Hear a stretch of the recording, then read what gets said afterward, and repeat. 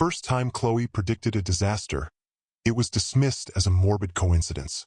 She was 8 years old, sitting cross-legged on the living room floor, her dark hair veiling her pale face as she scribbled furiously in her notebook. Her mother, Diane, glanced over and saw a crude drawing of what looked like a skyscraper engulfed in flames. Chloe had scrawled the words, "People fall like rain," underneath. Diane frowned but didn't think much of it. Chloe had always been an odd child, her world more vivid and peculiar than that of other children. She preferred shadows to sunlight, silence to chatter, and spent hours lost in her private imaginings. Diane tucked the drawing away in a box of keepsakes and forgot about it, until September 11, 2001. When Diane saw the footage of the Twin Towers collapsing, her blood ran cold. The imagery was eerily similar to Chloe's drawing. Diane retrieved the notebook and flipped to the page. There it was, a child's crude prophecy that no longer seemed so innocent. Diane wanted to confront Chloe, but what could she say? How could an 8-year-old predict something so horrific? She decided to keep quiet, attributing it to a fluke. But the incident haunted her. As Chloe grew older, the predictions became more frequent and more specific.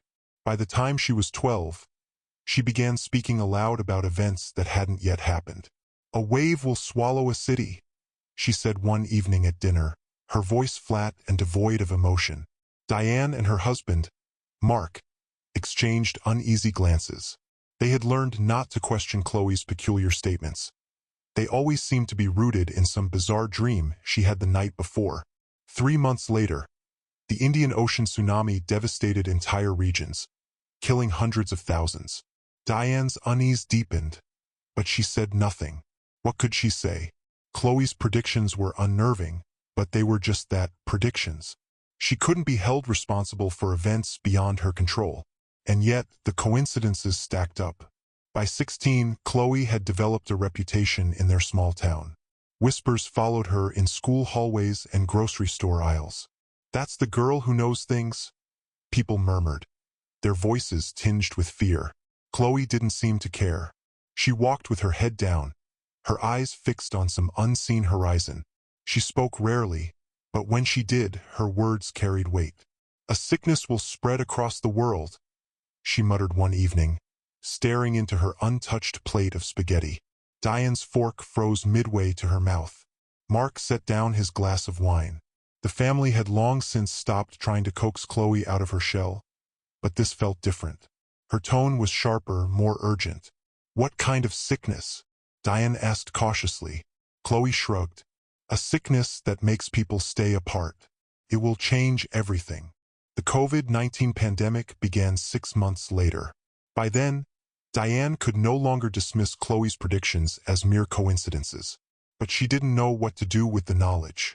She couldn't confide in anyone without sounding insane, and Chloe refused to elaborate on how she knew what she knew. "I just see it," she said once when Diane pressed her, "like watching a movie before everyone else." The family's home became a fortress of secrecy. Diane and Mark did their best to shield Chloe from the outside world, but the predictions kept coming. Each one etched a deeper line of fear into Diane's face. Chloe began filling notebooks with sketches and cryptic phrases, each one a harbinger of doom. "The ground will split and swallow a town," she wrote one day. 2 weeks later, an earthquake leveled a small city in South America. "A tower will fall, but not from fire," she scribbled another time. Months later, a high-rise in Florida collapsed due to structural failure. Diane's fear turned to desperation. She began consulting priests, psychics, and even scientists, hoping someone could explain Chloe's abilities. Most dismissed her as a hysterical mother, but a few listened. One psychologist suggested Chloe might be highly attuned to patterns and probabilities, subconsciously predicting events based on fragmented information. But that didn't explain the specificity of her visions.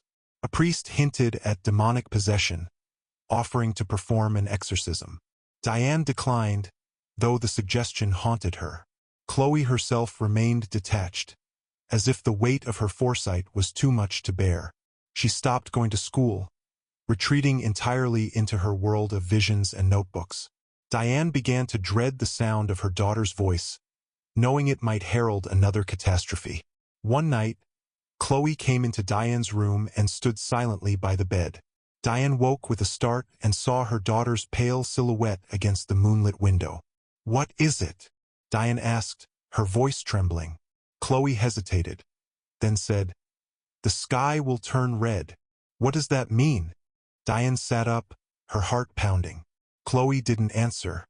She turned and walked out of the room, leaving Diane to stew in her terror. The next day, Diane scoured the news, but there were no reports of unusual celestial phenomena. For weeks, she lived in a state of heightened anxiety, waiting for the prophecy to unfold. It came a month later, in the form of wildfires that swept across entire continents, their smoke turning sunsets into eerie crimson hues. Chloe watched the news coverage without emotion, her face a blank slate. Diane felt as though she were living with a stranger who held the world's tragedies in her hands. As the years passed, Chloe's predictions grew darker. "A war will start over water," she said on her 18th birthday, her voice devoid of any celebratory spirit. "A city will vanish under ice. People will fight over air." Her words painted a grim picture of a future spiraling out of control. Diane and Mark felt powerless, trapped in the shadow of their daughter's unsettling gift. One day, Chloe made a prediction that chilled Diane to her core. "The end will come quietly," she said, her voice barely above a whisper. Diane stared at her, unable to speak. Chloe didn't elaborate, and Diane didn't dare press her. Over time, Chloe's visions began to take a toll on her. She grew thinner, her eyes hollow and rimmed with shadows. She stopped drawing and writing, as if the act of documenting her prophecies had become too burdensome. Diane tried to reach her, to pull her back from the edge of whatever abyss she was teetering on, but Chloe resisted. "It's better this way," she said one evening, her voice faint. "If I stop, maybe the world will stop too." Diane didn't understand what she meant, but the words lingered. She began to wonder if Chloe's predictions were more than just visions. What if they were somehow connected to the events themselves? What if, by seeing them, Chloe was causing them? The thought was too horrifying to contemplate, but it festered in Diane's mind. She began to watch Chloe more closely, searching for any sign that her daughter might be more than just a passive observer. But Chloe offered no answers, only silence. Then, one day, Chloe disappeared. Diane woke to find her daughter's room empty, her notebooks gone. There was no note, no sign of where she might have gone. The police launched a search, but no leads emerged. It was as if Chloe had vanished into thin air. Months turned into years, and Diane's life became a blur of grief and unanswered questions. She held onto a sliver of hope that Chloe might return, but deep down, she knew her daughter was gone for good. The world continued to spiral, each disaster a cruel reminder of Chloe's prophecies. Diane began to wonder if Chloe's disappearance was itself a prediction, the ultimate act of foresight. One evening, as Diane was sorting through old boxes, she found one of Chloe's notebooks tucked away at the bottom. It was filled with sketches and cryptic phrases, but one page stood out. It contained a single sentence, written in Chloe's unmistakable handwriting. "When I'm gone, the world will heal." Diane stared at the words, her heart heavy with a mixture of sorrow and hope. She didn't know what they meant, but she clung to them like a lifeline. Perhaps Chloe's departure had been an act of sacrifice, a way to break the cycle of disaster. Or perhaps it was just another prophecy, one that had yet to unfold. Either way, Diane knew one thing for certain. Chloe's absence was as much a part of her legacy as her predictions. And in that absence, there was a strange, fragile kind of peace. The world had not yet healed, but for the first time in years, Diane felt a glimmer of possibility, a whisper of hope carried on the wind.